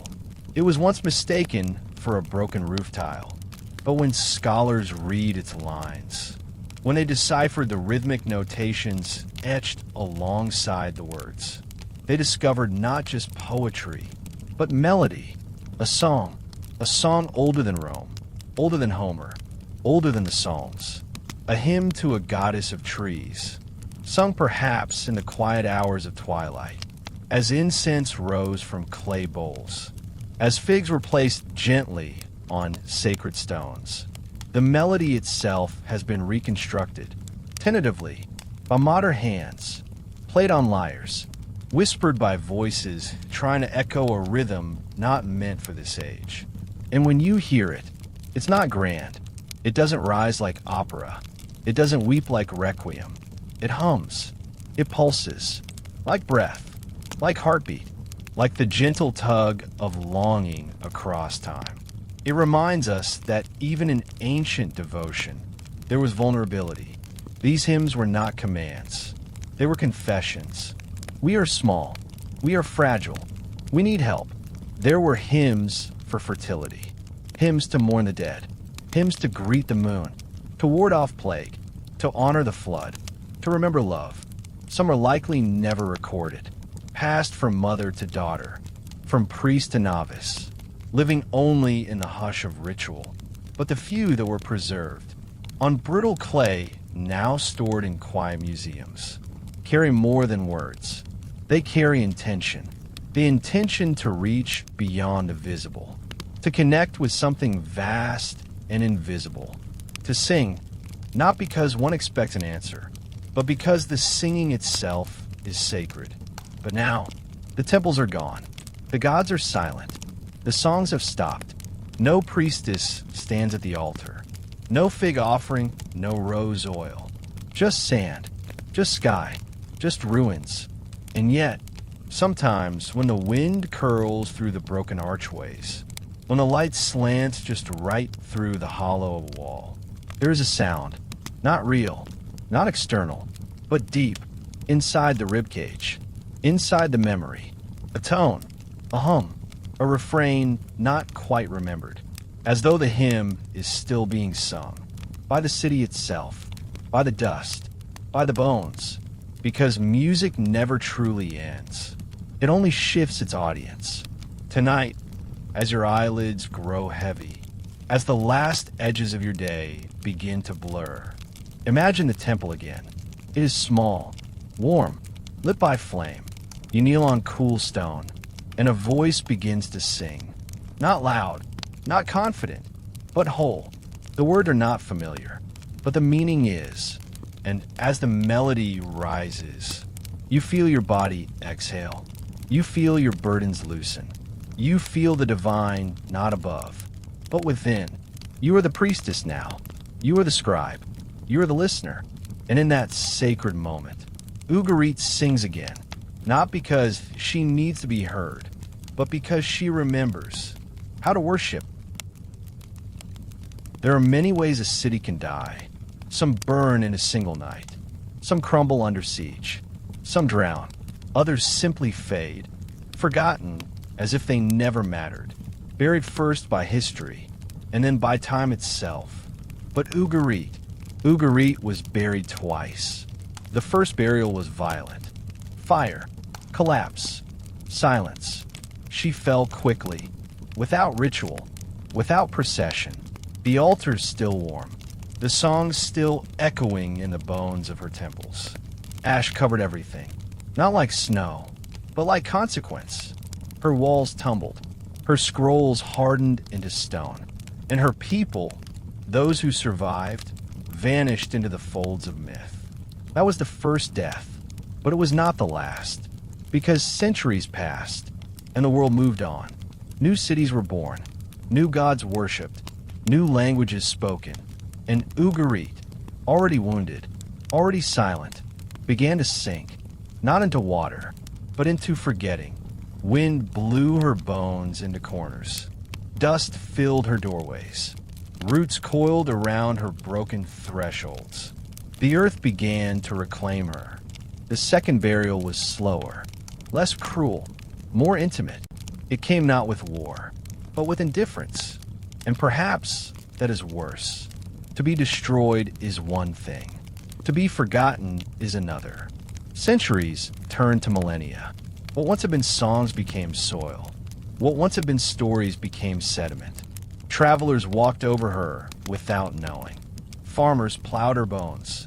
Children played where priestesses once wept. No one spoke her name. No one even knew she had one. And so she remained, buried beneath olive groves, beneath dust, beneath history that no longer remembered she had existed.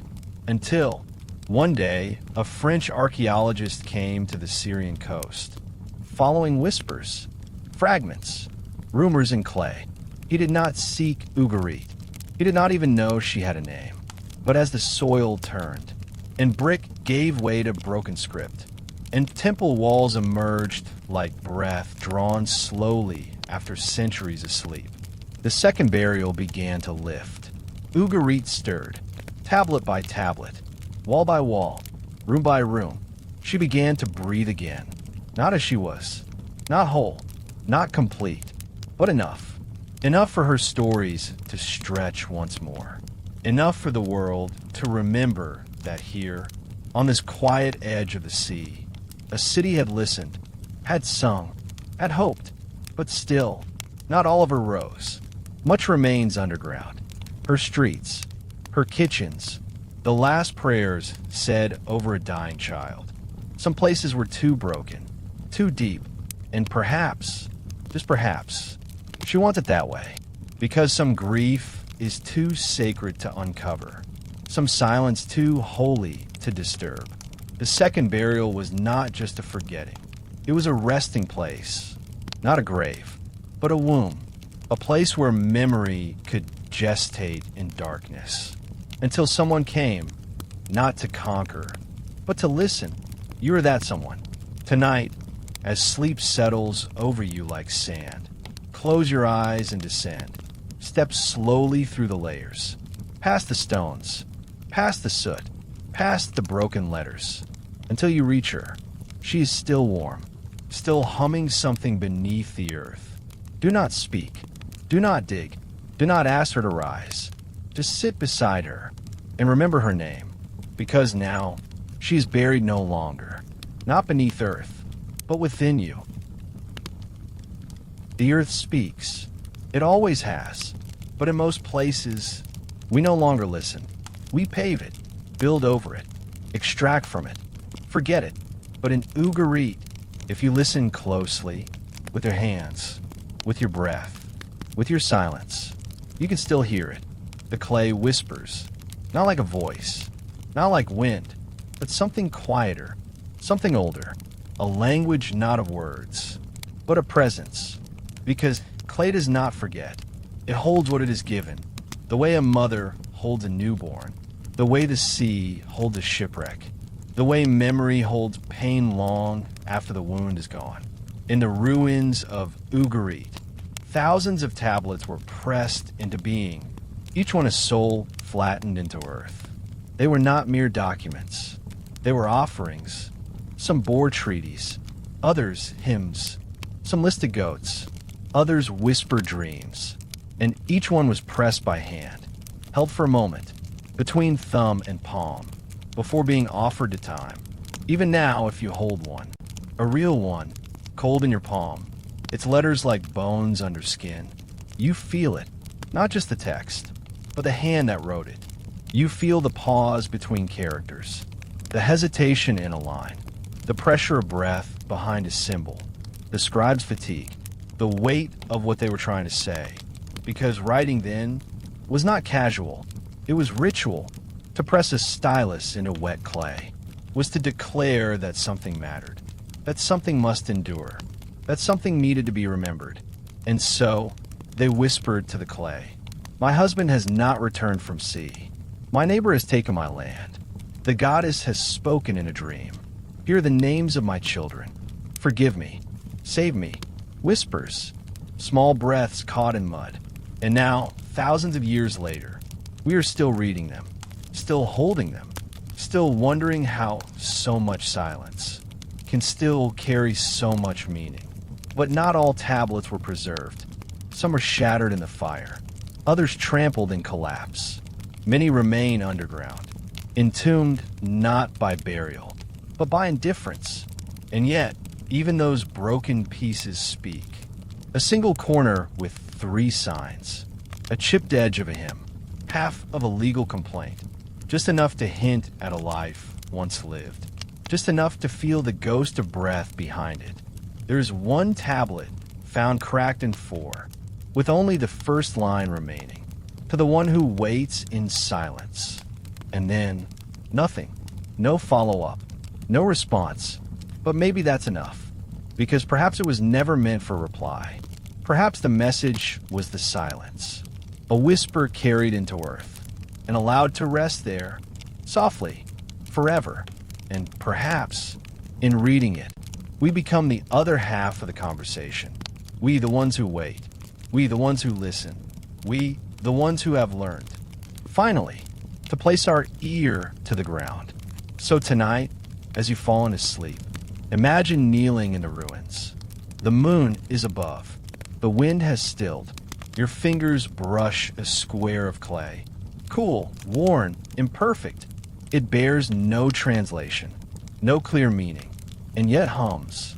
You press it to your chest. You do not ask it to speak. You simply listen. And in that stillness, in that silence, so deep it almost trembles, you hear what they have been saying all along. We were here. We mattered. We whispered. And the clay remembered. Now, so do you. History rarely remembers children. They do not leave behind treaties. They do not carve laws into stone. They do not build temples or burn them, but they leave something else, something even more fragile. Marks, play, presence, and in the ruins of Ugarit, beneath the grandeur of palaces, behind the cold remains of altars and archives, there are signs of them, faint, almost lost, but real. A circle scratched into a brick floor, where pebbles may have been used as game pieces. Tiny handprints left in drying clay, pressed not with reverence, but with curiosity. A wall etched with shallow, crude lines. A sun, a bird, a man with very long arms. Children, not in myth, not in memory, but here, in dust, in pause, in the smallest corners of a vanished city. We do not know their names. No tablets bear them. No statues stand in their honor. But we know they existed, because joy leaves a trace, and joy is hard to erase.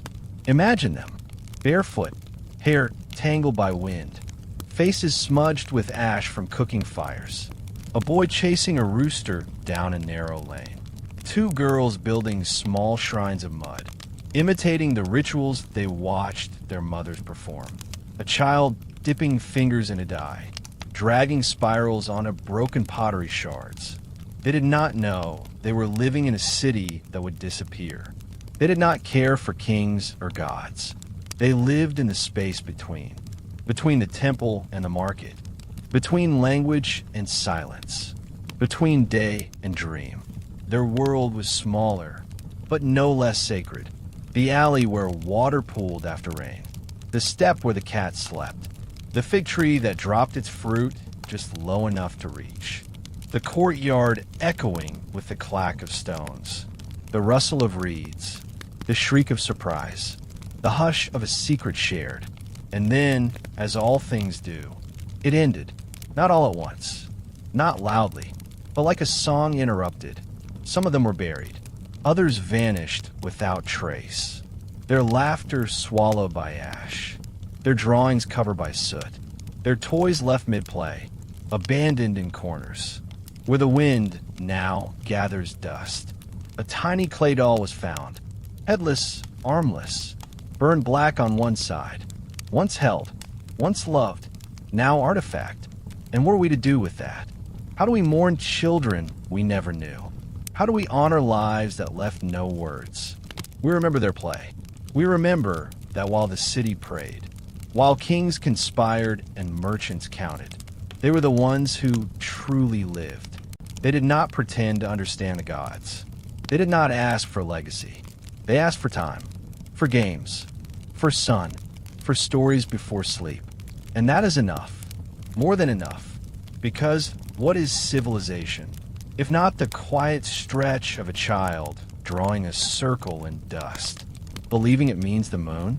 What is memory, if not the echo of small feet running down a corridor, where silence now sits like a widow? What is Ugarit truly, if not a city, where children once laughed? Tonight, as you drift towards sleep, close your eyes and feel them, not in sorrow, not in haunting, but in presence. They sit beside you. They draw on your floor. They hum a song with no words. They tug your sleeve, not to ask for anything, just to be seen. And you do see them now, in the places where history forgot to look, in the dust that remembers better than stone, in the heartbeat of a city that lives not through power, but through play. Every city dreams, not just its people, not just its priests or kings, but the city itself, the walls, the floors, the courtyards that drank the footsteps of generations. They hold the dream, not of greatness, but of lasting, of continuity, that life will go on, that the bread will rise each morning, that the fires will be lit at dusk, that names will be remembered, that the sea will give and take in equal measure.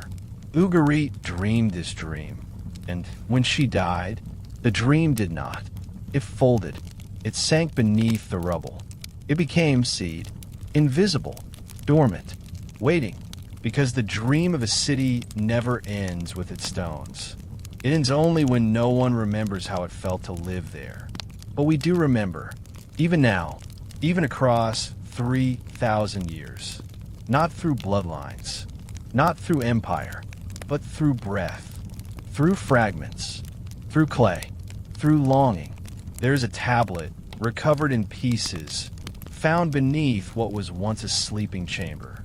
It bears no legal contract, no royal seal, no trade value, only a single line, written in a hand small and uncertain. May my words live longer than my body. And they did. Not because they were important, but because they were honest. A plea not to be great, but to be remembered. That is the dream beneath the rubble. Not conquest, not eternity, but memory. The kind passed from hand to hand, from silence to silence, until it finds breath again. And yet, Ugarit did not ask to be resurrected. She did not cry out from beneath the earth. She waited, patiently, faithfully, for someone not to find her, but to feel her. And now, you do. You feel it when you hear the rain strike clay, when wind moves through old stone, when your fingers brush worn letters and your eyes blur not from confusion, but from recognition.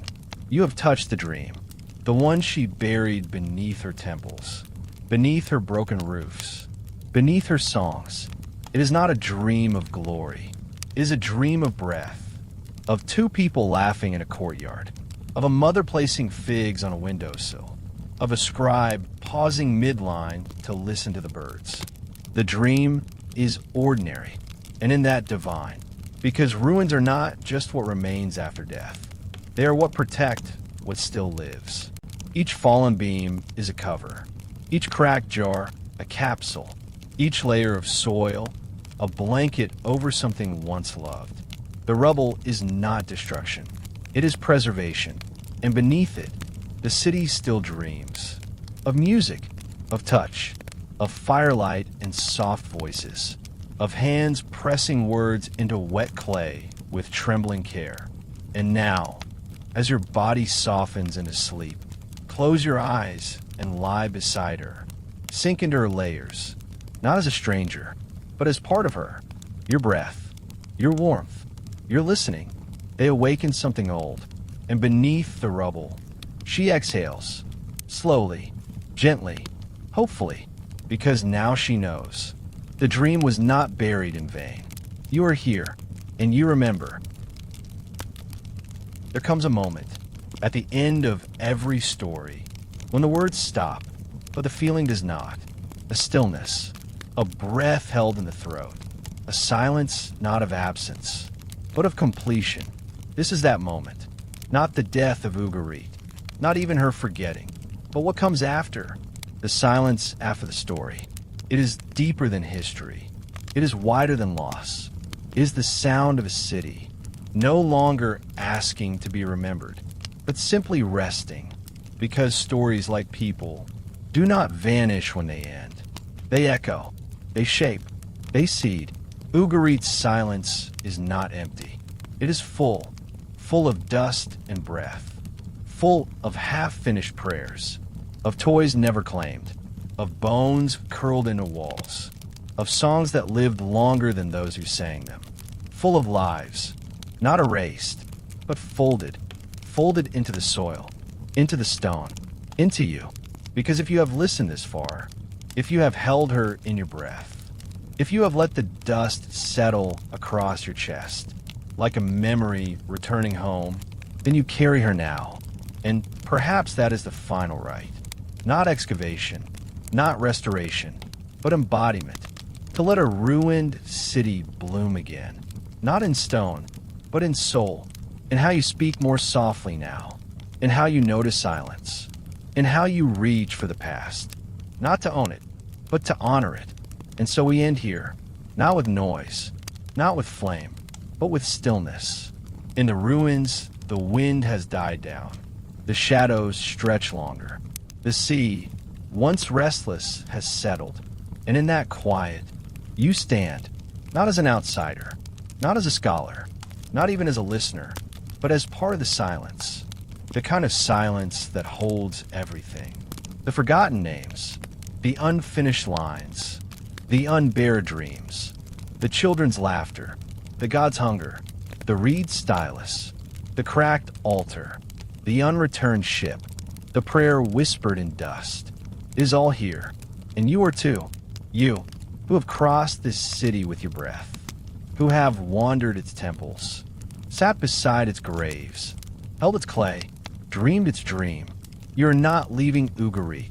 You're taking her with you, in your quiet, in your sleep, in your waking tomorrow, when the world feels a little older, a little deeper, a little more sacred. So let the silence hold you now. Let it cover you gently, as the ash once covered her walls, as the wind once wrapped her courtyards, as time itself wraps everything that was ever loved. No more words, no more music, only this, a city, a breath, a whisper, and a silence. After the story,